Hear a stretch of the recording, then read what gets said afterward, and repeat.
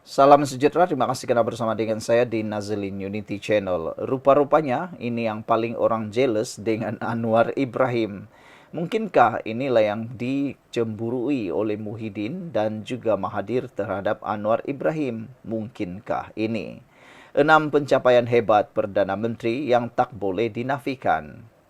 Pengurus Dana Bertauliah Datuk Dr. Nazri Khan menyenaraikan 6 pencapaian hebat Perdana Menteri Datuk Seri Anwar Ibrahim sepanjang mengemudi Kerajaan Persekutuan.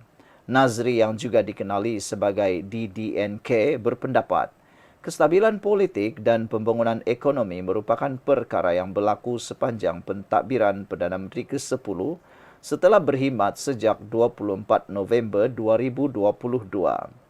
Menerusi TikTok, beliau menyenaraikan 4 perkara hebat yang Perdana Menteri Anwar Ibrahim lakukan di negara ini. Pertama, Anwar Ibrahim telah berjaya menstabilkan politik Malaysia sejak 2 tahun setengah. Ini pencapaian paling hebat untuk membawa keyakinan kepada pelabur. Bayangkan kehancuran yang disebabkan oleh langkah Sheraton dan juga pecat memecat, tebuk-tebuk atap dan sebagainya. Anwar Ibrahim dapat tanganinya dengan baik dan dengan berkesan. Sebelum kita teruskan ulasan ini, bagi anda yang ada masalah gout, kencing manis dan tinggi darah, anda boleh melihat bag produk yang saya paparkan ini. Cepat beli karena harganya murah sekarang ini. Ada promosi besar-besaran sepanjang Ramadan ini dan menjelang Syawal ia akan berubah harga kepada asal. Pastikan sepanjang Syawal anda ada ubat ataupun pertahanan. Sediakan payung sebelum hujan, supaya sepanjang Syawal nanti anda boleh beraya dengan lebih baik. Baik, perkara kedua, pencapaian kedua yang luar biasa Anwar Ibrahim buat ialah pertumbuhan ekonomi tertinggi sejak tahun 2017. Tahun 2023, pertumbuhan ekonomi adalah sebanyak 5,1%.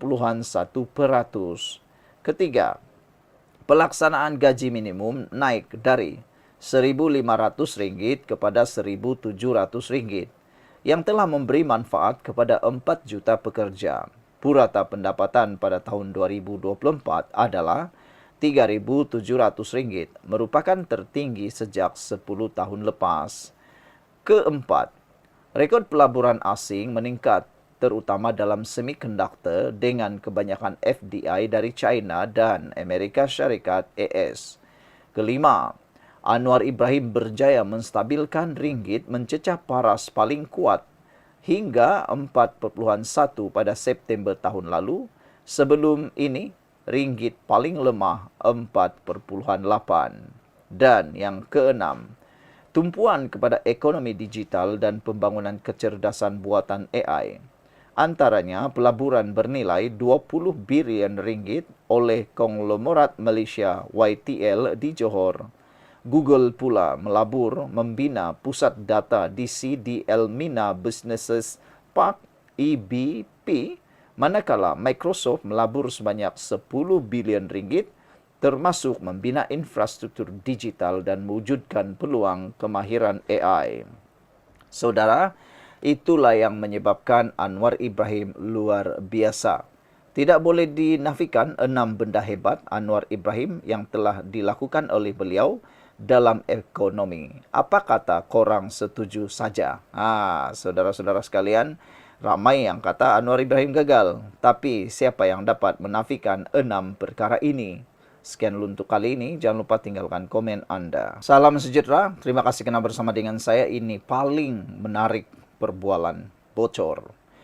Dompet hilang, speaker terima RM50,000 dari ahli perniagaan. Seorang ahli perniagaan yang mengaitkan speaker Dewan Undangan Negeri Sabah, Kazim Yahya, dalam skandal rasuah di negeri itu mengeluarkan mesej WhatsApp yang didakwa menunjukkan komunikasi antara mereka. Dalam perbualan yang bocor dari 30 Mei 2024 itu, Kazim dikatakan memberitahu ahli perniagaan terbabit bahawa dia telah memberitahu ahli perniagaan terbabit bahawa dia telah kehilangan dompetnya dan meminta pendahuluan tunai. Kamu boleh potong daripada apa yang kamu perlu bayar kepada saya. Tulis speaker itu sambil meminta maaf dan menambah, dia terpaksa menghubungi banknya untuk menyekatkan dan akaun berkaitan kerana takut disalahgunakan oleh orang yang tidak bertanggung jawab. Ahli perniagaan itu bersetuju, lalu berjanji untuk menyerahkan RM50.000 pada hari berikutnya. Dalam salah satu mesej yang didakwa itu, speaker berkenan juga meminta agar dompet yang hilang itu tidak disebut di hadapan istrinya kerana bimbang wanita terbabit akan buat bising.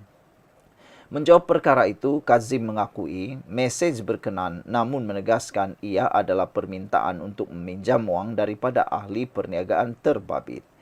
Ia bukan seperti pendahuluan kepada sebahagian pembayaran. Ia adalah meminta untuk meminjamkan wang tunai semasa cuba menyelesaikan perkara itu. Tetapi apabila kami bertemu beberapa ketika kemudian di kota Kinabalu, saya menawarkan untuk membayar balik. Dia berkata tak apalah nanti, itu sahaja katanya kepada Malaysia Kini. Berikut adalah mesej WhatsApp yang bocor itu. Ini adalah mesej daripada WhatsApp yang telah ditularkan itu. Anda boleh merujuknya di dalam ruangan Malaysia Kini. Wow, ini betul-betul pendedahan demi pendedahan yang luar biasa. Bayangkan saja betapa hebatnya perbualan-perbualan itu. Don't mention about my wallet, my wife, tak tough me. Nanti dia bising-bising bro, kata beliau. Wah, ini satu message yang menarik perhatian kita.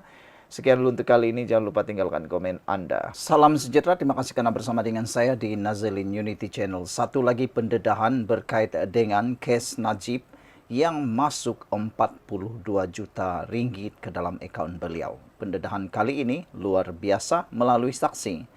Sebelum kita teruskan, jangan lupa tekan butang subscribe dan ada produk untuk orang yang ada masalah kencing manis, gout dan tinggi darah. Dalam bag ini ada saya paparkan produk yang murah, berkesan dan untuk Anda semua. Cepat tekan untuk persediaan menjelang Sawal. Baik, kata saksi, my God, kata Najib apabila tahu 42 juta ringgit masuk ke akaun. Bicara 1MDB, Najib Razak menggumam, my God, apabila diberitahu pada tahun 2015 mengenai 42 juta ringgit yang dimasukkan ke dalam akaun Bank Malaysia bekas Perdana Menteri itu, kata saksi pembelaan. Bekas pengarah tanggungjawab sosial korporat CSR 1MDB Samsul Anwar Sulaiman memaklumkan kepada Mahkamah Tinggi di Putrajaya hari ini berhubung reaksi tertuduh apabila saksi pembelaan memberitahunya mengenai apa yang berlaku pada Julai tahun itu. Semasa perbicaraan salah guna kuasa dan pengubahan wang haram 2.27 bilion hari ini terhadap Najib, Samsul teringat bahawa dia menerima panggilan telefon daripada Najib bertanyakan sama ada benar saksi itu telah memindahkan 42 juta ringgit dalam 3 peringkat antara akhir 2014 dan awal 2015. Samsul menjelaskan bahawa dia berada di London ketika menerima panggilan telefon daripada Najib. Menurutnya, dia ke ibu kota United Kingdom itu dari Antwerp, Belgium, untuk menenangkan fikirannya selepas mendapat tahu tentang artikel Wall Street Journal mengenai RM42 juta ringgit itu. Dia berkata sebelum ini dirinya menerima panggilan daripada setiausahanya bahawa pejabatnya di Malaysia telah diserbu SPRM. Dalam keterangannya, Samsul juga memberitahu Hakim Perbicaraan Colin Lawrence Sequeira bahawa dia memberitahu Najib ketika itu bahawa dia memang telah membuat pemindahan tetapi dia tidak mengetahui identiti akaun Private Banking MY tersebut. Najib kemudian bertanya kepada saya, mengapa saya memindahkan dana itu ke dalam akaun tersebut. Saya memberitahunya bahawa saya mengikut arahan daripada Ung Su Ling dan Dennis C yang ketika itu masing-masing adalah Ketua Pegawai Eksekutif dan pengarah projek Yayasan Rakyat Wan Malaysia YR1M kerana adalah amalan standard bagi saya untuk memproses pembayaran berdasarkan arahan mereka untuk program CSR. Memandangkan peranan mereka dalam YRM1M, saya percaya bahwa pembayaran ini bertujuan untuk tujuan CSR. Daripada reaksinya melalui telefon, saya percaya bahwa Najib terkejut. Kerana saya jelas dengar dia berkata, "My God," kata Samsul. Perlu dinyatakan ingat bahwa Mahkamah Jenayah Berasingan pada tahun 2020 mendapati Najib bersalah atas kes rasuah yang dikaitkan dengan 42 juta ringgit dan sejak rayuannya ditolak pada 2022, bekas Perdana Menteri itu telah menjalani hukuman penjara 6 tahun dan didenda 50 juta ringgit. Keterangan Samsul hari ini adalah untuk membantu Najib menangani kes rasuah membabitkan penyelewengan 2.27 bilion dana 1MDB. Secara kebetulan, Samsul juga memberi keterangan dalam perbicaraan SRC dan memaklumkan bahawa Najib terkejut apabila mendapat tahu 42 juta ringgit dimasukkan ke dalam akaunnya. Semasa perbicaraan 1MDB hari ini, Samsul berkata, dia mengikut arahan Ung dan Si kerana mereka adalah pembiaya ihsan perdana. Beberapa orang yang memberikan komen ialah Purple Mouse 7378 kerana kata terujala tu dapat dah selamat masuk bank. Mari kita enjoy, kata Purple Mouse. Itulah tanggapan Purple Mouse. Sama ada dia terkejut atau teruja, tak tahulah mana satu terpulang pada anda. Sekian dulu untuk kali ini. Jangan lupa tinggalkan komen anda, tekan butang subscribe. Bye-bye.